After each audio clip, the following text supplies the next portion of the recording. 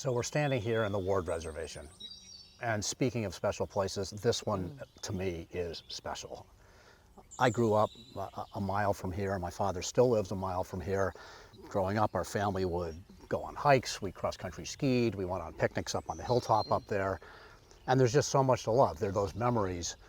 The Kimball family, who for generations have owned this and have stewarded this, and John and Margot Kimball, who have painstakingly assembled parcel after parcel this amazing reservation and gifted all of it to the trustees. I just find that inspiring as a land conservation story and so emblematic of what we do and how people support us. It's great. The first time I was out here, there were so many families on the hill, taking in the view, walking in the woods, and I think the landscape speaks to the story of the trustees, that people are connected to these lands, that it takes people to conserve them, and that going to these landscapes often connects us to our own past and our sense of home. Yeah, exactly.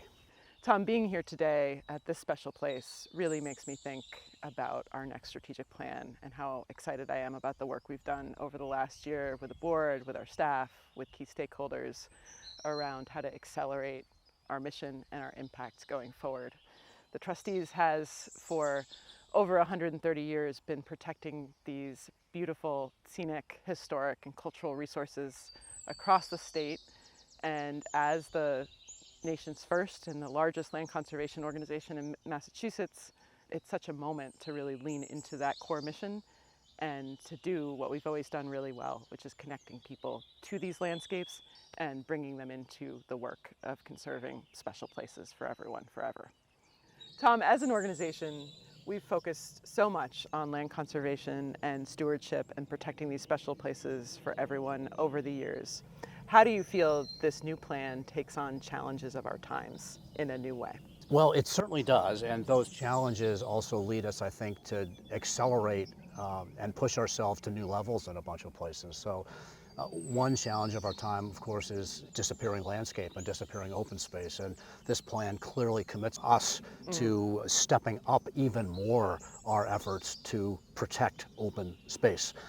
There's another challenge of our time, I think, maybe it's an evergreen one, but it's connecting people who haven't historically been as connected or had the opportunities to be connected to these naturescapes and these special places, helping them be connected. We're also focusing on urban gardens, spots close to large communities in urban areas, and letting them connect with special places that are special in that context. Tom, our organization was founded by Charles Eliot, who really thought about the challenges of his times in terms of the environment. And there was a lot of industrial sprawl, people not being connected to landscapes and not having the opportunity to spend time in nature. And we're at another really critical moment now, where we're seeing 13.5 acres of habitat loss in Massachusetts today. The impacts of climate change are becoming really real, with coastal flooding and storm damage, forest fires when we haven't seen them in the past. And at the same time, we're really seeing people more and more disconnected from nature and not able to access it. How do you think this plan really leans into that moment and helps us sharpen our impact on those challenges? Our land conservation efforts alone and our properties do abate carbon and play a very, very important role in fighting climate change just that way. Then, of course, as the largest private landowner of coastal property in the Commonwealth and working farms, climate change is a direct threat to us, the trustees, and our properties, and how we both respond gives us, it both is a response we need to make, and it gives us a platform to lead, teach others, and inspire others in terms of solutions that will make a difference as everybody responds to those very, very same threats. So, Katie, we've talked a fair amount about the ways in which our strategic plan is responding to some fundamental challenges of our times. Are there some other areas that you'd point out that are areas of emphasis that we're recommitting to, that particularly excite you?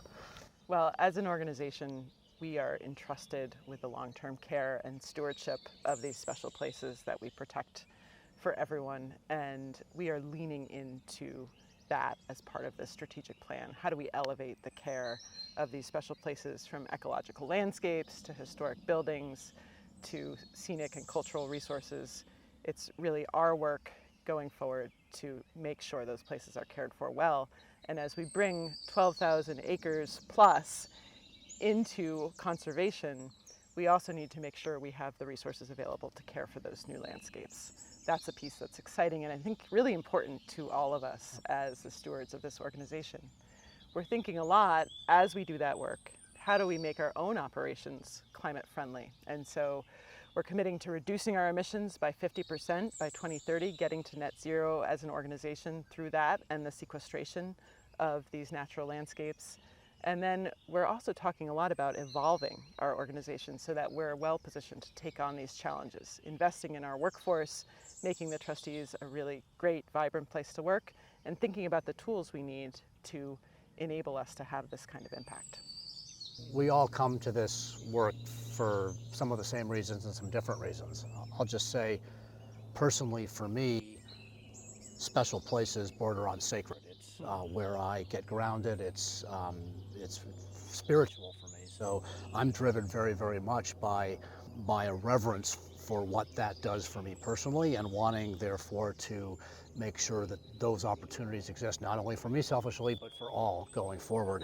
That's what brings me to the work. I'm curious, what somebody who's been in this for an entire lifetime and a career, what brings you to the work?